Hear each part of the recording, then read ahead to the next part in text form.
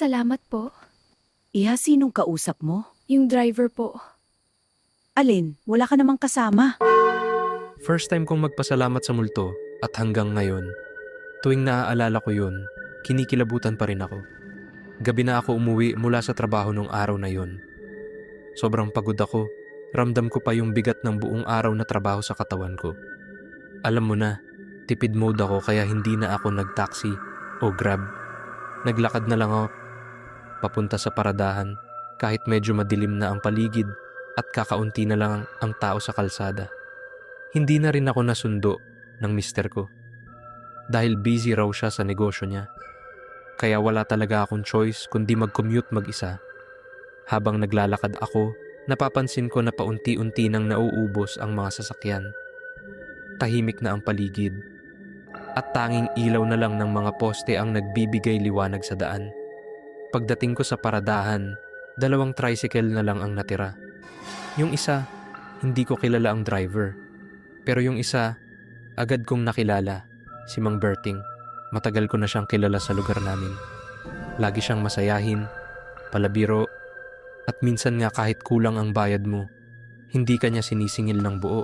Kaya kampante sana akong sumakay sa kanya. Sakay ka na, Iha. Sabi niya, nakangiti, parang walang kapaguran kahit gabi na. Ngumiti ako pabalik kahit pagod na ako. Pero habang papalapit ako sa tricycle niya, may napansin ako na hindi ko agad maipaliwanag. Parang ang daming sakay sa loob. Sa unang tingin, inisip ko na baka may mga nauna ng pasahero. Pero nagtaka ako dahil hindi naman ganun kadami ang dapat kasya sa tricycle. Sobrang dilim sa loob kaya hindi ko makita ng maayos ang mga mukha nila.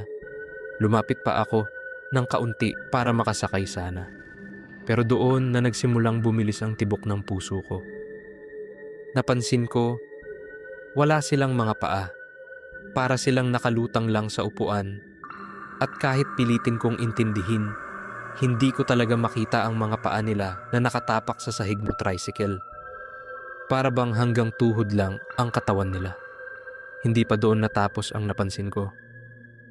Pero parang may pulang likido na nakadikit sa mga damit nila, basa, madilim, at hindi normal ang itsura. Kahit hindi ko makita ang mga mukha nila ng maayos, ramdam ko na nakatingin sila sa akin. Biglang tumindig ang balahibo ko. Hindi ko na itinuloy ang pagsakay. Umiling ako kay Mang Berting at pilit kong pinakalma ang sarili ko kahit nanginginig na ako. May hinihintay pa po ako. Kahit alam kong wala naman talaga. Napakunot noo siya at parang nagtaka sa sinabi ko. Ano ka ba? Sakay na! Wala namang ibang pasahero! Sagot niya. Medyo nagbago ang tono ng boses. Doon lalo akong kinilabutan. Kung wala siyang pasahero, sino yung nakita ko? Hindi na ako nagsalita. Unti-unti akong umatras palayo sa tricycle niya. Ramdam ko na parang may gustong humila sa akin pabalik, kahit wala naman akong nakikita. Lumipat ako sa kabilang tricycle kahit hindi ko kilala yung driver. Hindi na ako nagtanong. Hindi na rin ako nag-isip. Basta sumakay ako agad at sinabi kung saan ako bababa. Habang umaandar kami, hindi ko maiwasang lingunin yung tricycle ni Mang Berting. Tahimik lang siya, nakapark pa rin, at parang walang kahit anong kakaiba. Kinabukasan, nagising ako na mabigat pa rin ang pakiramdam ko. Habang nagkakape ako, kinausap ako ng mister ko.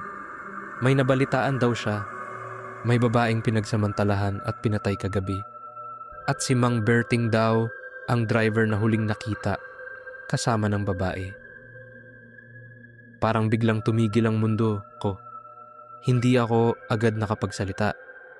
Nanlaki ang mata ko at napatingin na lang sa kawalan. Biglang bumalik sa isip ko yung nakita ko kagabi. Yung mga sakay na walang paa, yung basang-basa sa dugo, at yung pakiramdam na parang may babala sa akin. Doon ko lang naintindihan. Parang sinadya nilang magpakita sa akin.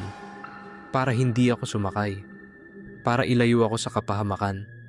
Hindi ko alam kung sino o ano sila. Hindi ko alam kung bakit ako ang napili nilang babalaan. Pero isang bagay ang sigurado ako. Kung sumakay ako kay Mang Berting nung gabi na iyon, baka ako ang naging kapalit nung babaeng biktima. Simula noon, nagbago ang pananaw ko sa mga ganitong bagay. Hindi lahat ng multo ay nananakit. Minsan, sila pa ang nagliligtas. Kaya sa unang pagkakataon sa buhay ko, nagpasalamat ako sa mga hindi ko nakikita. Dahil kung hindi sila nagpakita nung gabi na yon, baka wala na ako ngayon para ikwento to. At mula noon, natuto akong makinig sa kutob ko. Kasi minsan, mas nakakatakot pa ang kayang gawin ng tao kaysa sa multo.